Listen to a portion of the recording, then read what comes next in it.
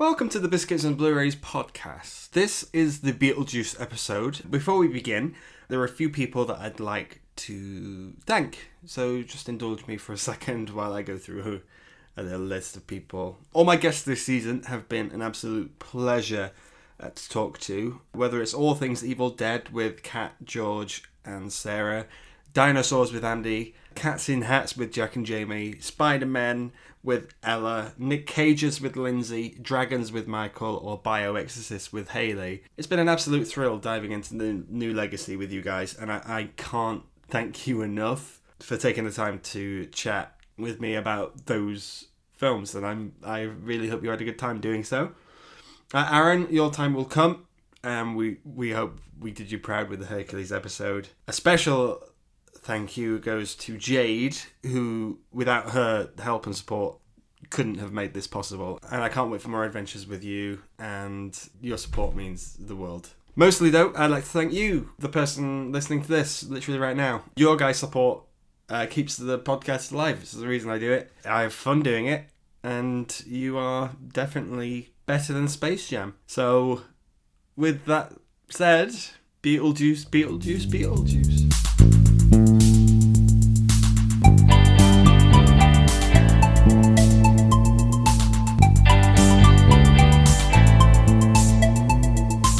Welcome to the Biscuits and Blurays podcast, where we watch Blu-rays and take the biscuit. I'm your host, James, and this week it's Beetlejuice, and I'm joined by a good friend of mine, Hayley, from TaleofaBibliophile. Hi, Hayley. Hello. Welcome to the podcast. Thank you very much. When I decided to get guests on, I was like, okay, I'm going to get Hayley on, because we've known each other for a few years now. Quite some time, yeah. Quite some time, because we're old college buddies. But since starting Instagram, you've got your own thing as well. Yeah, that's been going for a while now. 2017 I started it, so.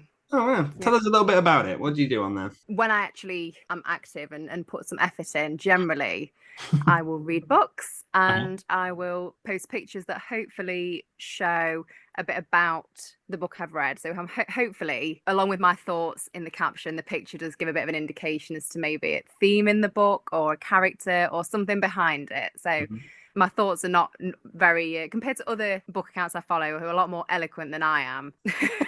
Mine's very, I would say, basic, but it works for me. So, yeah. You're not adverse to talking about the occasional film every now and then, right? Oh, no, I love films. So, yeah, no, absolutely no problem. I can't really remember how we got onto Beetlejuice. Is Beetlejuice a film that you have a lot of love and affection for? Yeah, if I tell you now, I'm actually sat in my bedroom and my duvet cover is a Beetlejuice duvet cover. Is it really? Yeah, it actually is, yeah. Okay. Yeah, it's one of my favorite films. If not, I mean, I wouldn't want to say top spot, but it's up there. It's top 5 for you. Yeah, I find it very difficult to choose a number one, to be fair. So it's probably in the top 3. Mm-hmm. But, okay. Yeah. Oh, okay. I'd say, well, I don't love it as much as you. But I do think it's because it's Tim Burton. Everyone likes Tim Burton. But yeah, he has his own thing, doesn't he? He has a theme. He's a very artsy boy. But that's one way of putting it. He's a weird one, yeah. But he's stylistic. He's a visionary. Yeah, absolutely. But I would say this is one of his best by far. I would agree. I think it's probably developed more of a following as the years have gone on as well since it was released. How old were you when you first watched it? Oh, now you're asking. It was definitely. I remember watching it because I got scared when I first watched it. Okay. So I must have been maybe 10, around about that kind of age, I would say. I watched it with my parents. So I was quite young when I watched it. Probably too young. I was going to say, this is a 15. Yeah, probably too young. To be fair, my favourite film as a child was Total Recall. So this is probably, I'd say. Yeah, this is not as violent as Total Recall, so I'm going to settle for this one. What is it about Beetlejuice that you like so much? I think there's a number of things. I think the characters definitely make the film. I think you find a character, there's something for everybody. There's a character for everybody. But I think the themes, I think the music adds to it. Obviously, Tim Burton, Danny Elfman is a given, isn't it? Generally, Yeah. but I think it's a little bit strange and unusual. Ha ha. Uh-huh. But it's unexpected. I think you don't know what you're going to get until you've watched it. And I think it's one of those films that, for me anyway, the more I watch it, the more I love it. I think it's has a it can laugh at itself as well. It's not too serious, and I like that. It's a Mhm. bit horror, a bit comedy, and it's just really, I just think it's really pretty to look at. It's a great looking film to watch, and that Yeah. makes me happy. Oh, good. I remember watching this when I was about 10, 11 as well, but it was on late. It was on about Mm. maybe 3 o'clock in the morning. I was like, "Can I Wow. stay up?" Like, Mum, can I stay up to watch Beetlejuice? And she was like, "Yeah, yeah, fine.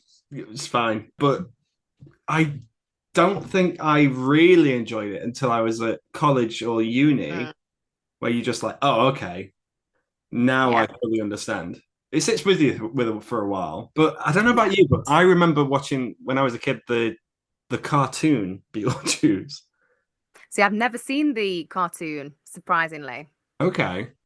It's on my ever-growing list of things that I will eventually get to, but I've never watched it. Well, the DVD has a few of the episodes, and I watched half of it last night, and I was like, that is bonkers like I don't understand the transition from a 15 film Mm. to an animated thing for Mm. kids because Yeah. I think they sort of leaned into the fact that kids were watching it. Yeah. Yeah. So we may as well cater to that audience. Exactly, exactly. Came after the film, didn't it? So Yeah. Before we talk about the film itself, you brought up the music. mm, Now, I'm going to go out on a limb here and say that like Danny Elfman is a master at what he does, yeah, but the Beetlejuice theme is by far his best work. that's quite a statement.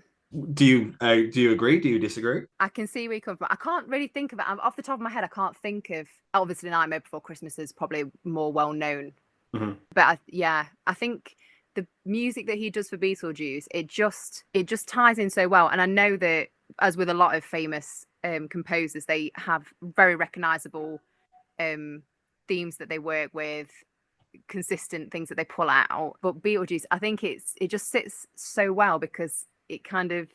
I was listening to some on the way home actually, and I think you've got the kind of upbeat, happy, like villagey town themes Mm-hmm. going on, and then it has the darker themes, and it just works. It just goes with it, and I love that. Obviously, then they tie in Harry Belafonte with Mm-hmm. it as well, and I think they both actually go really well together. But yeah, I can see where you're coming from with it. I Yeah, think it's a banger. The main theme, ananyway. I could yeah, listen to all day, genuinely. yeah. So I'm not generally I wouldn't say Danny Elfman's one of my favorite composers You're for a film you're a Zimmer scores. gal, right? Yeah. I do like Zimmer. Yeah, I obviously have a bit of a Howard Shore is. I do love Howard Shore though, Mm-hmm. because Lord of the Rings and he did Silence of the Lambs, so I do have a little soft spot for him. But Danny Elfman, and I did watch an interview with Danny Elfman about some might have been Nightmare Before Christmas, and he's quite a strange man himself. When I watched his interview, he's Mm-hmm. very. You can tell. I think you can tell he's a composer. You can tell he's a musician. Yeah. But no, it's definitely a good piece of work he's put in. There's a strong cast here as well. Obviously, I'm gonna save a certain someone for a little bit later, but Mm. there's all the stars of the 80s. Uh, Yeah. Alec Baldwin, Gina Davis, Catherine O'Hara. Oh, a bit awkward here, Jeffrey Jones. Mm. I spoke about Jeffrey Jones a little bit on the Howard the Duck episode. Yeah. He's the guy, Ferris Bueller's Day Off. He's in here. He's a Yeah. he's a product of the 80s, but you can't like him anymore. There's a few of those. Yeah. Winona Ryder as well, though. Yeah. Yeah. Uh, She's. I mean, obviously, this kind of made her, didn't it? I would think do you think Beetlejuice. do you think it did? I think it's a bit I more. mean, I think this is. Although obviously now she's very well known for a lot of other things, isn't she? But Mhm. yeah, I think this. Although she had the choice, I think I did read that she almost turned it down. So she obviously didn't need the film. But I do think it was a good casting choice. And I think yeah, for me it was I wouldn't have known who she was if I hadn't watched Beetlejuice. Mhm. Apart from when you like the Crucible at school, but Obviously now that's different. Yeah, of course. Yeah. But there's obviously this is the Michael Keaton show. To say he's not in it long, yeah. And he's really not. No, I was watching it last no. night and I was like, for about half an hour, to say the film is called Beetlejuice, Yeah. he barely shows up. I think he's in it for about 20 minutes total, Yeah. something like that. I think Yeah. that's sort of similar to Anthony Hopkins in Silence of the Lambs, Yeah. where he's barely in it, but what he does is Mm. wonderful. Which I think is probably just very clever writing, that they knew his character was going to be so explosive that to have him in more would Mhm. just be too much almost. Yeah. And you have to find a story for it to fit in. And I think he obviously doesn't really have a place. The before he is in it, it's about what happens prior to him Right. Yeah. Yeah. involved.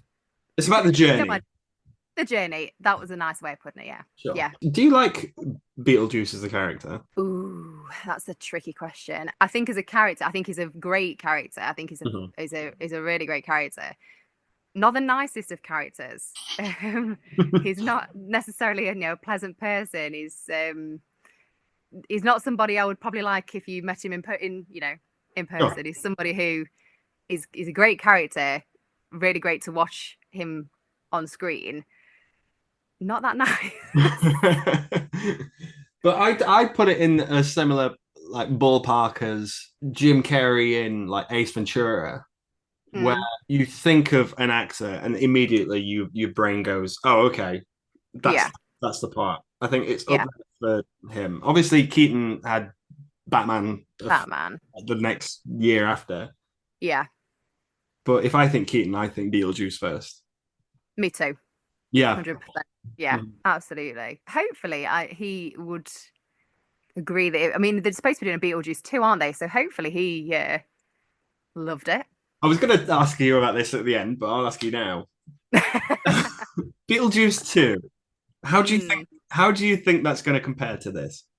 I don't know because I've seen obviously, as you see bits and bobs online. So I've seen that obviously Michael Keaton's supposed to be in it. Winona Ryder's in it. Is it Jenny Ortega? Jenny Um, Ortega's back, yeah, in this yeah, one. I don't know. I mean, I've not read anything about any premise of what it's going to be about. I don't know how they're going to follow it on because Yeah. obviously Lydia is going to be an adult.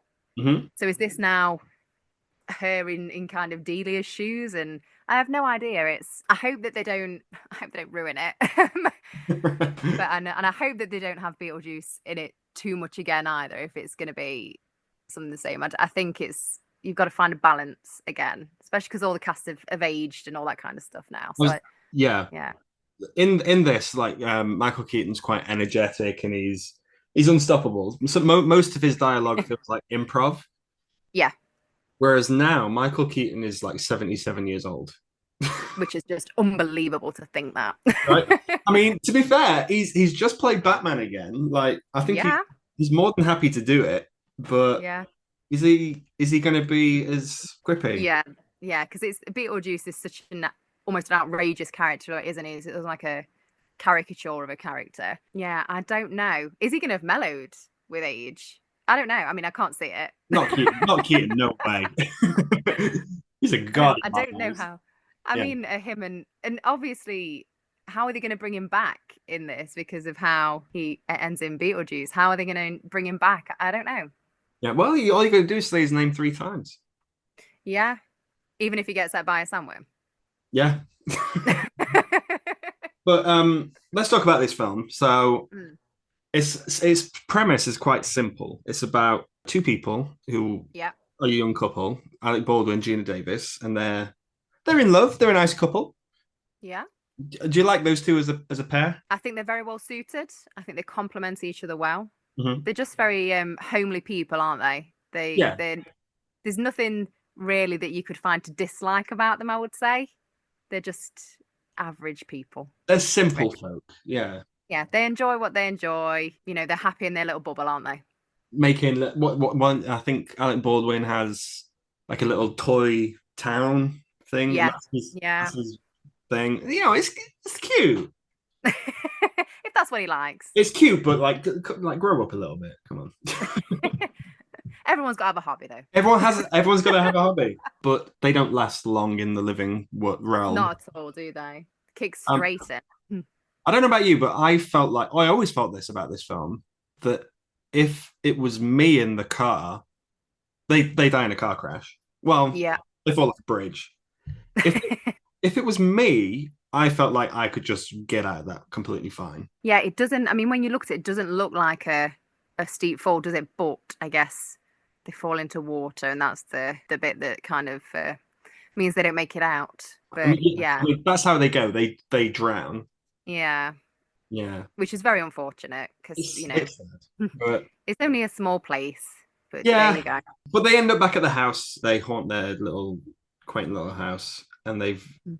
they're slowly coming to terms with the fact that they are dead. But then their house gets put on the market or sold. It's like someone's been after their house for a while, and Yeah, in come Catherine O'Hara, Jeffrey Jones, and Winona Ryder as a family. As a family, they're quite dysfunctional. they're very well. They're certainly the complete opposite to the Maitlands, aren't they?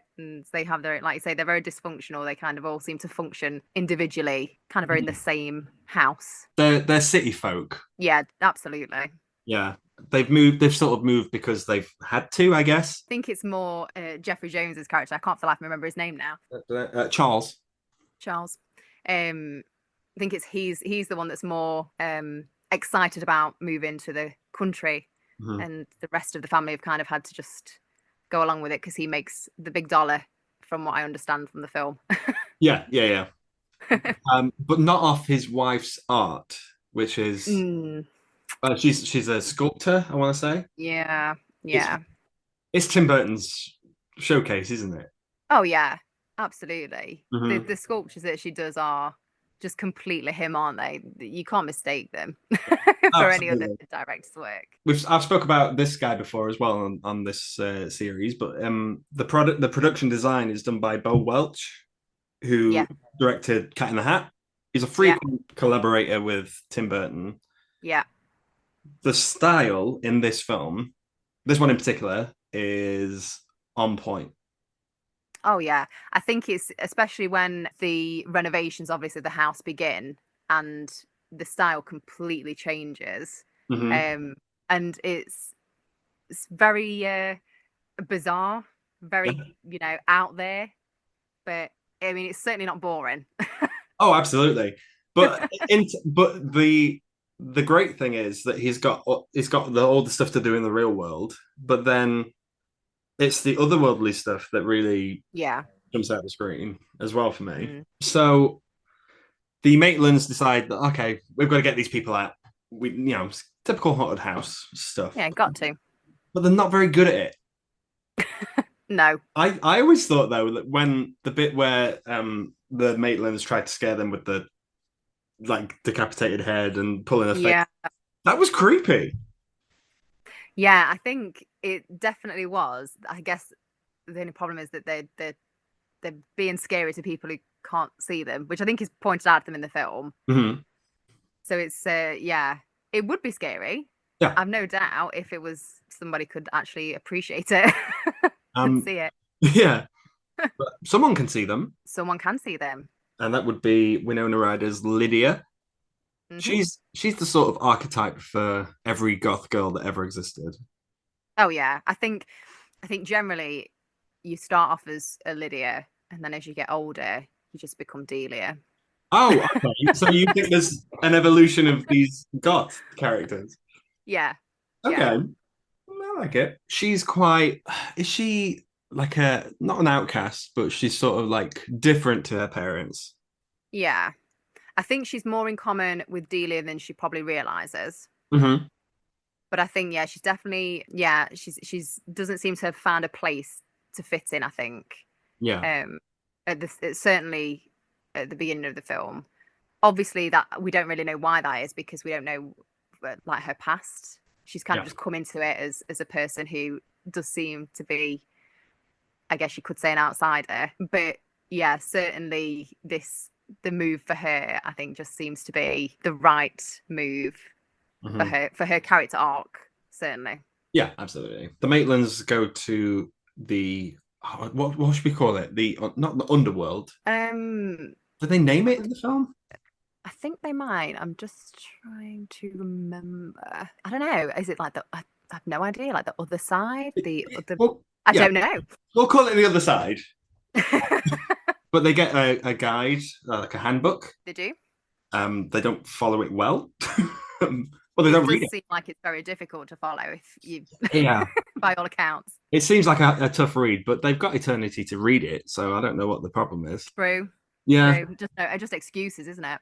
yeah. They are tempted by getting this guy Beetlejuice. I love the designs of all the other people that have died in the waiting room.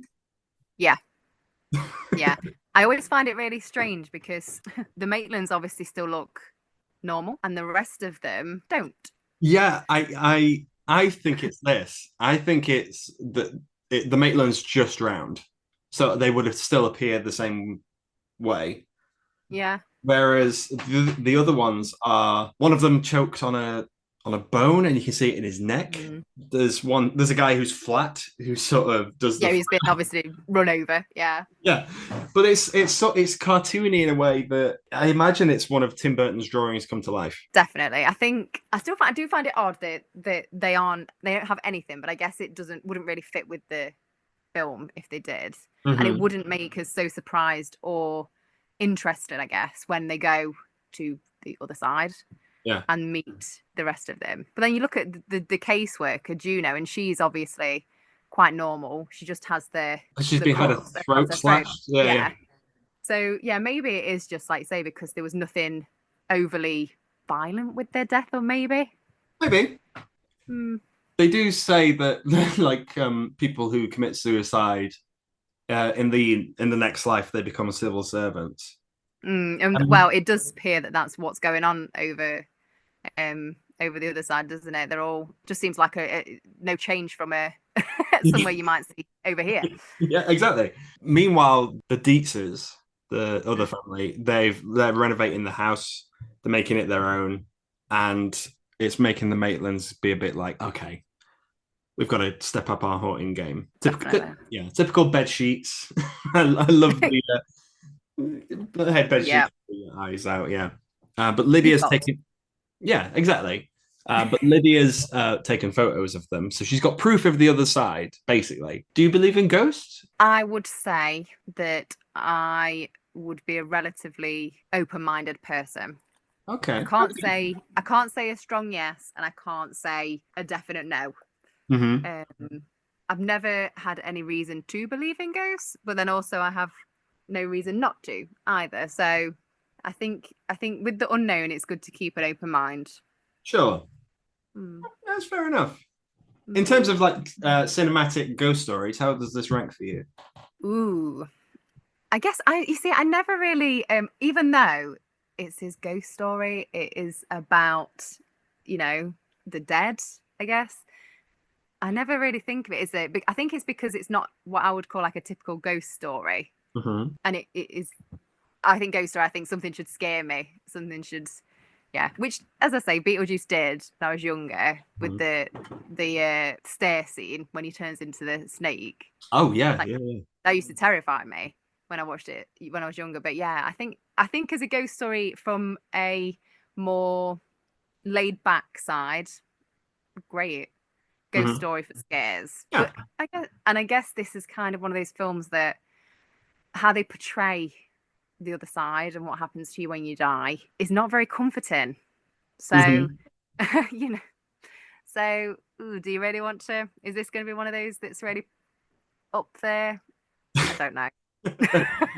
I think it's a decent gateway horror though, because like Mm, I put yeah. it in the same realms as Nightmare, like Coraline, maybe even like Gremlins.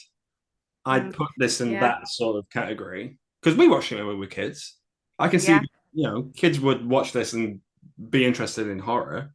Yeah. And Coraline, if it like you're thinking on the same vein, I think that's a really creepy film. So, you Hmm. know, I think this is like say it's a gateway film. So you'd watch this and then be like, oh, okay, that wasn't too bad a watch. Maybe I can what can I watch now after this? Yeah, Um, yeah, opening up your horizons. Absolutely. The Maitlands decide to give this Beetlejuice guy a try. And I think setting up the say his name 3 times puts him in the. I like the lore of Beetlejuice.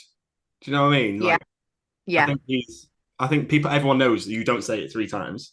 yeah, Candy, exactly. Candyman style. Yeah. Yeah, because she tells them that, doesn't she? I think caseworker. I'm like, that was a bit of a bad move, really, on her part. Juno does say like, don't get him involved. It's too much hassle. Curiosity killed the cat a little bit because he's a bioexorcist. I don't know what Yeah, that means. who does know what that means? Maybe he clearly just thinks it sounds cool, so just pop it on your advertisement. Yeah, absolutely. I'm gonna put that on my Instagram tag now. Keaton arrives and he's such a joy to watch in this. I think that stems from he's got a clear grasp of what he's doing in terms of Yeah, like he understands the character. I think the character's well written anyway. yeah. Most of it is improv. It has to be.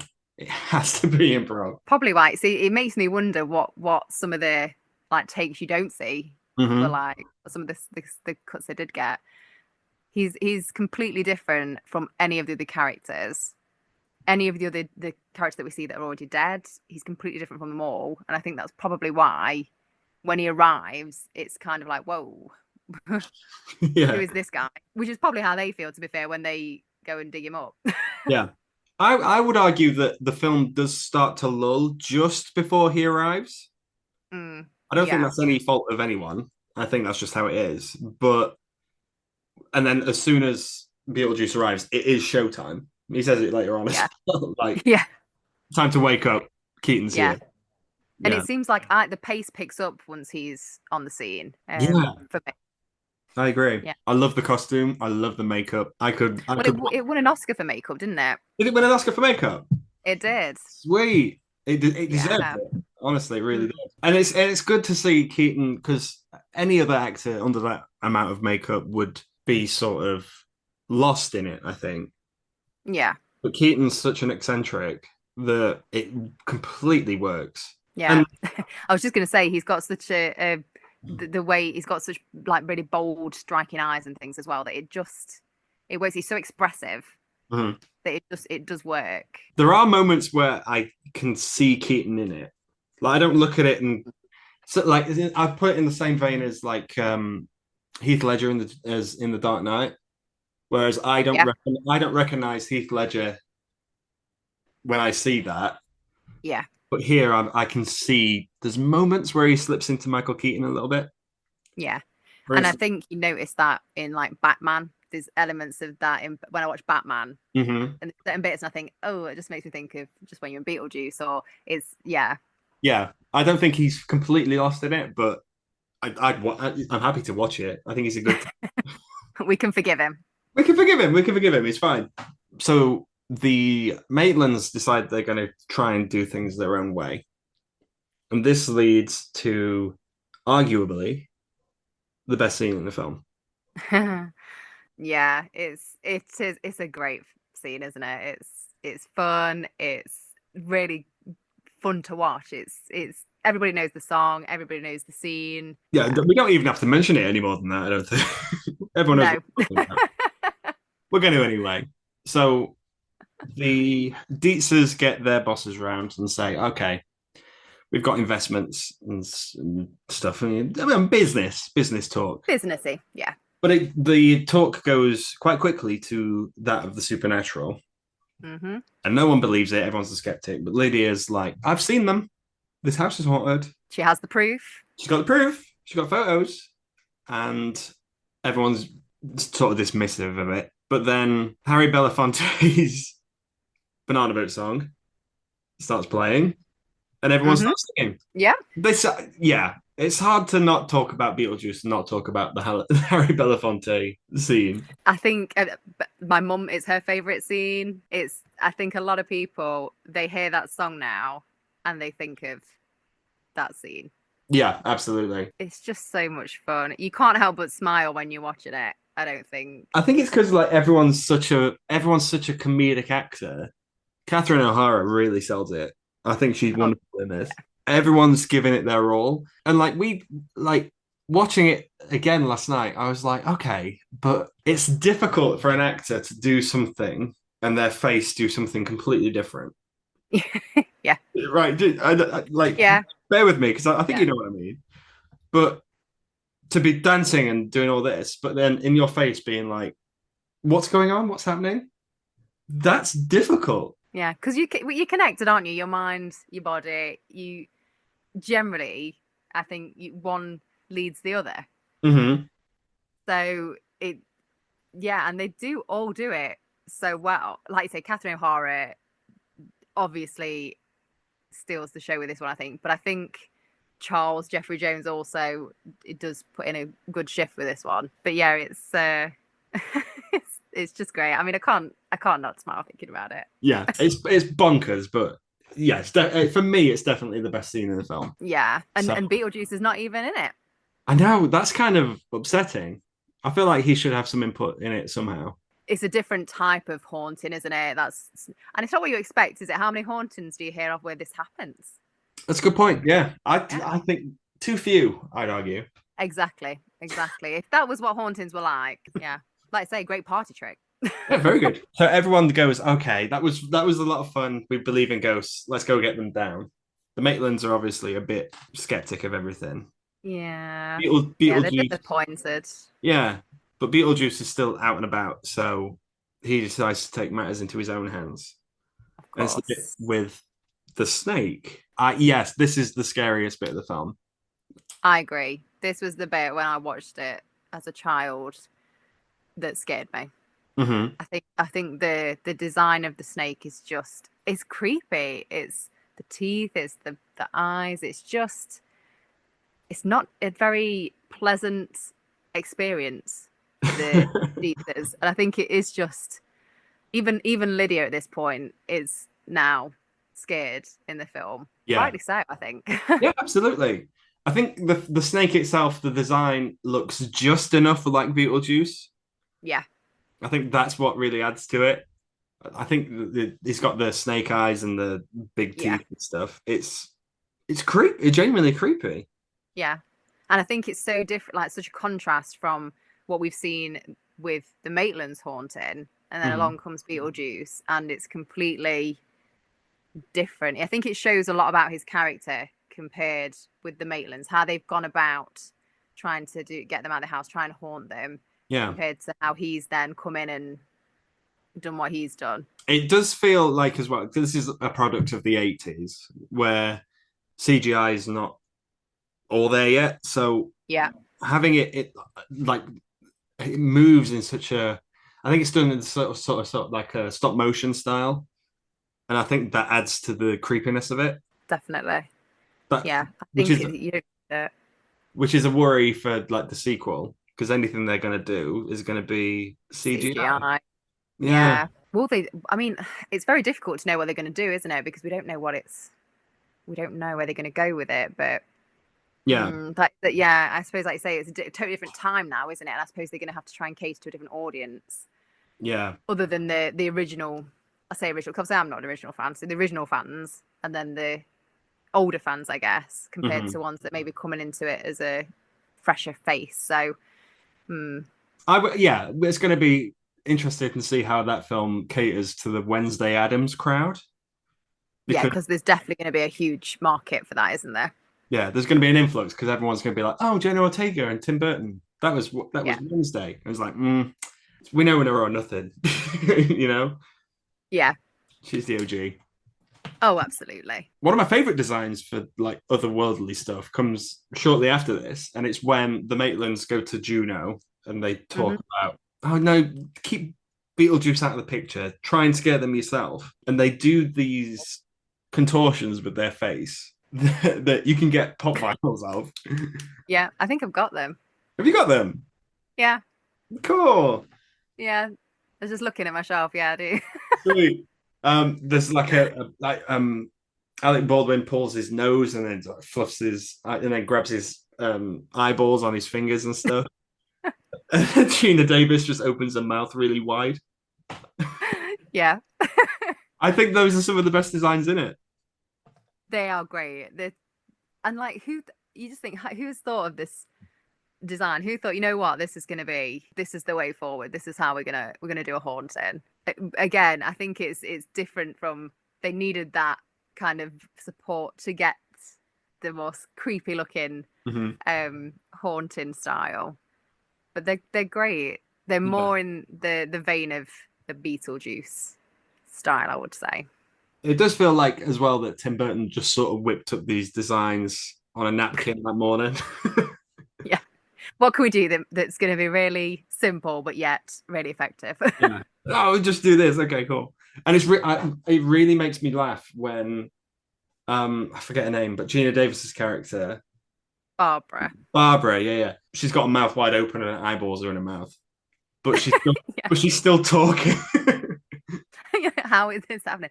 Anything is possible when you're dead, apparently. Absolutely. And I love that they make the tongue move. Yeah. In the mouth. It's so creative, but it really adds to it. I love it. But the handbook is no longer in their possession. Bad move. Because we haven't mentioned him, but Otho, who is not Lydia's assistant, forget her name, Catherine O'Hara's assistant. Yeah. He's a bit of a like slimy guy. Yeah, he's like the interior, comes in and does like the interior design with it, doesn't he? And he's very fashion conscious, but yeah, I always get the vibe of him having his own agenda. He's someone who I wouldn't trust at all, even though he's supposed to be like Delia's one of her best friends or whatever. But yeah, he's definitely a guy that's out for himself, I would say. So, and he believes in the supernatural. He believes in the paranormal. But now he's in charge of the handbook. He's got the handbook now. So they figured, okay, we're gonna talk to these ghosts ourselves with a cheeky little seance. I'm a bit of a wuss when it comes to horror films and stuff. I haven't seen many films about seances. Okay. But this is tops for me. It is a great scene, and I think this scene is probably one of the most moving scenes in the film, because I think for the characters, this is when they kind of realize these were actually real people. Yeah, they're not just ghosts in the house. They were actually it's real, and these were real people. And it is. I think it's not. I wouldn't say it's a scary scene. I think it's just moving, and it doesn't make me want to do a seance though. I don't think anything ever will. Like, just put it. They use the Maitland's wedding attire. Yeah, which I find very odd that they've kept after all this time, because it's supposed to have been like months and what have you. But yeah, I don't think if I found a wedding dress and a wedding suit in a house I moved into, I don't think I'd throw that away. What would you do with it though? Just like, I don't know though. You know what I mean? But they like art. They like art. They're an artsy family. Yeah. I feel like maybe they had a bit of a sentimental moment when they were renovating the house. Absolutely. Charles does keep that one room the same, doesn't he? He doesn't want her to change it. So maybe that's part of that kind of side of things. Yeah, there is common ground between these characters somewhere. Yeah. Maybe. Somewhere. Yeah, slightly. Yeah, I like the bit. I don't like the fact that they age. So the Maitlands appear to the Dietzes in their attire. They can't really communicate, but they're just sort of like there. But I don't like the fact that they age. But this is them going into their lost souls bit. So yeah, the Maitlands are in danger, basically. And I think you can tell that straight away, can't you? They come through and then like say they start aging rapidly. Yeah. And that's when you think, and that's when when you first watch it, I think this is when you think, are they going to, is there a death after death? Yeah. Are they going to, what's going to happen to them? They're because you think they're safe, they're dead. How can anything happen to them? But then this happens. Yeah. And you start thinking, oh gosh, what's, then maybe they're not safe. And even like Otho goes, I can't stop it. I think I've gone too far. I think, yeah, that's a moment in the film. I think we see a bit more, because like I say, he's a man out for himself. Doesn't really give a lot away. And then that moment, you see the panic. You see, maybe, I shouldn't have done this. Yeah. But there's one person who can help. Of course. Lydia runs over to the little town that they've got. and requires the help of Beetlejuice. There's a really awkward. I've always found this quite awkward. The scene where they're doing charades. Yeah, yeah. It's When to like try and guess his name. I was like, why can't he say his own name? Yeah, I never really understood that. Yeah, I assume there's a reason behind it, yeah. But but anyway, who knows? she says his name 3 times, Hmm. and with the catch that he gets married to her at the end. Which was a bit of a not quite the turn you expect, I guess, from the story, but there you go. Well, Beetlejuice is a dog of a bloke. maybe that's maybe that's all he ever He wanted. is. Yeah, Yeah. he is. I mean, we see that from the very beginning with from his first entrance, how Hmm. he treats Barbara. So, he's not bothered about anything, Yeah. is he, apart from getting his own way. Well, for example, they build a brothel just to distract him, and it works. Yeah. And it's a very, very interesting looking brothel as well. Oh God, yeah. But Anyway, that's not that's not, that's a whole other film. that's a whole different film. Oh my God, can you imagine if the sequel is just that? Oh gosh, I don't want to. Yeah. But he says the magic words. It's showtime, and it is showtime. He arrives, and he's dressed in his carousel gear. Yeah. The Dietz's bosses are there, and they think it's all a show. They think it's a good old time. But Beetlejuice brings the hammer down, quite literally. They're dead, right? The two that he Yeah, knocks through the knocks roof. out. Yeah. I mean, you would imagine so, wouldn't you? Because he's just knocked them through the roof. But anything's possible in Beetlejuice, I suppose. Well, I just worry about them because we don't see them after that. They were only minor characters. We can forget Yeah, them. it's fine. Like no one cares what happens to them. But then, like, once they're sorted out, it's time for a wedding. I love Keaton in that whole bit where he's putting on a show and then he's suddenly dressed in the outfit, Yeah. the wedding, and then so was Lydia, which is iconic for her. Oh yeah. Yeah. That's probably the look, isn't it? Apart from the traditional black lace hat, all of that. But yeah, the red wedding dress. Mm-hmm. It is great. I love it. It has become iconic because when I watched a bit of the cartoon, that's her outfit Yeah. in the opening titles, and I was like, that's kind of weird that they've chosen that one. So For it's the only, yeah. I guess it's the only thing she wears that's as distinctive, I guess. But it is a great outfit. yeah, it's pretty good. It's a great look. Yeah. I shout out to the moment that really makes me laugh, which is when the Maitlands are trying to say Beetlejuice, but they're still and his jaw falls off. It's the funniest. Yeah.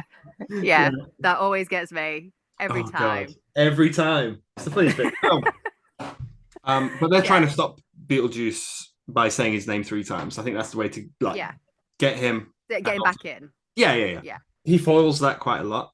It's quite exciting for a finale. Yeah, a lot happens. I always think, which I shouldn't because films, anything happen. I always think they could have stopped him if they just said his name quicker. Yeah. Because they say it and then like have a really long pause. I think, well, you could have just stopped him. You could have said it and the film would end, which obviously would be no good for anybody. Yeah. But How quick Beetlejuice. That's quite. it's quite quick. It's quite a tongue twister as well. I think that's the point. Well, it is, yeah. Yeah. Maybe you just get it wrapped around your tongue and it go to pop. Yeah, exactly. They do get the better of him, not by saying his name. Beetlejuice banishes Barbara to the sand world. Yeah. Is that purgatory? Is that what that means? I don't really know because they can't go anywhere, can they? So I've never really had thought about it really. I just feel like it's to stop. It's kind of, well, for me, I was like, it just represents that's your kind of bubble now. Yeah. You take your lot. If you don't like that, then you go off into the sand world and ultimately you'll get eaten by a sandworm. It does feel like Tim Burton just fancied making the film Dune. Yeah. Yeah, just lots of sand everywhere. And everywhere, sandworms. I feel if he did make Dune, that's what it would be like. It would be a completely different experience. Oh, yeah, absolutely.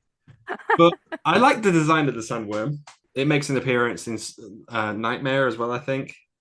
Yeah, there's definitely something similar, isn't there? I haven't seen that for a long time. Oh yeah, me too. Yeah, But it's coming up to the spooky months, so exactly. Reason to watch it. reason to watch it. Yeah. Um, No, the Sunworm is very cool. yeah, It but reminds me a bit of the Alien or the Xenomorph in Alien, should I say? oh, okay. Oh, because Mm. of the mouth inside the mouth. Yeah. Yeah. Okay, I agree. I think A less terrifying version. Still equally scary, I would say. But I mean, at least that doesn't have acid for blood.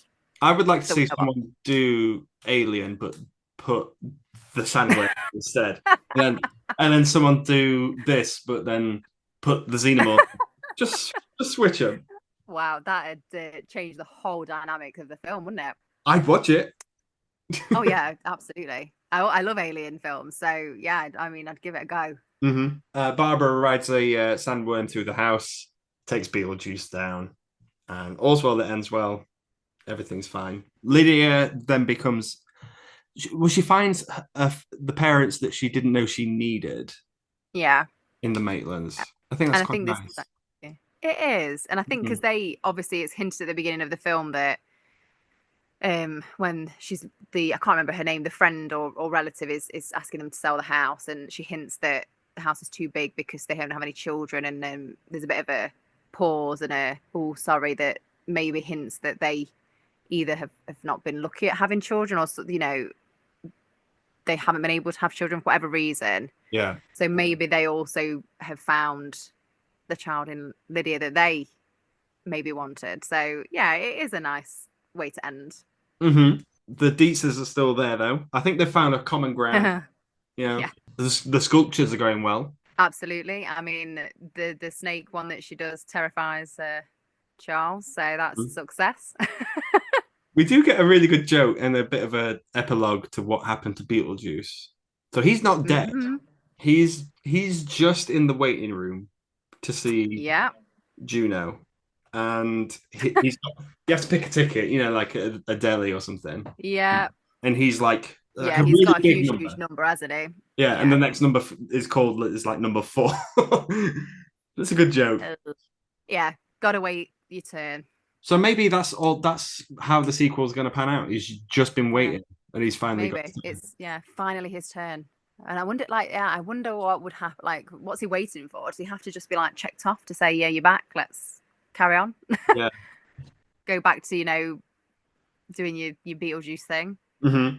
or maybe he'll have to work there. You don't know. Like, Yeah, do you get maybe. so many strikes and you're out? I don't know. Yeah, you get to play around for a bit, but everyone has to pull their weight a little bit. But the film ends with a good like calypso song, "Jumping the Line." It's a banger. Absolutely, it's really great way to end it. You've had all that, you know, the climax of the film, and then we have the nice scene at the end where everyone's getting on in harmony, and Mhm. yeah, everyone has a bit of a dance, and it's all celebrations. Yeah, And Beetlejuice is off, and no one has to worry about him anymore for now, anyway. yeah. All's well that ends well. Yeah, I So do always great. find that it's because it's so fast paced, and then it's almost like, oh, now Hmm. it's ended. Now what? And then obviously you get the song at the end, and you're like, oh, okay, Yeah, yeah, it's fine. It's a good time. It's a great yeah. film. Honestly, I really enjoy it. It's a fun film. I think it's a bit different. I think that it's almost like I say, it is about what happens after you die. If someone's in your house, you want to haunt it, but it shows a different side to the afterlife or Mm. the other side that you don't really see Yeah, or is not been portrayed in that way, which is almost in a way quite terrifying. That the other side is just another version of the real world, it's just and I think rooting that's for Pete. that's Yeah. yeah, and I think that's probably a bit of an unsettling part of the film. Hmm. But it's fun. It has its serious moments, but it doesn't take itself too seriously, and I think that's why it's just always so much fun to watch. Is it better than Space Jam? Well, I mean, you're gonna hate me for this. I mean, I've Oh, not actually ever watched Space Jam, okay, okay. so Well, this might be a problem then. yeah. So I mean, I guess I obviously can't really judge. I mean, obviously I'd say yes, but I I'm can't. sure. I can't fairly. I can't fairly judge. I would agree. I think I've seen Space Jam quite a few times, but I've seen this quite a few times, and I would watch Beetlejuice over Space Jam any day. I think you're fair in your verdict there. Yeah, maybe I'm gonna have to watch Space Jam now just so I can fairly compare. But I think I'd be too biased anyway, so it probably wouldn't be a fair. It wouldn't be a fair judgment. Absolutely. Hayley, thank you so much for coming on to the podcast and talking Beetlejuice with me. Thank you for having me. It's been a pleasure. It's been a pleasure. You've wrapped up this season of The New Legacy. Oh, how I exciting! know. I hope you come on again. That'd be great. Thanks. Yeah, definitely. Hey, if Beetlejuice 2 turns out to be any good, I'll get you on for Oh, that. I'll be the first one in line to watch that when it's out. So I'll see you there. Thank you so much for coming on and talking to me. no problem. Cool. Thanks for listening, guys. See you soon.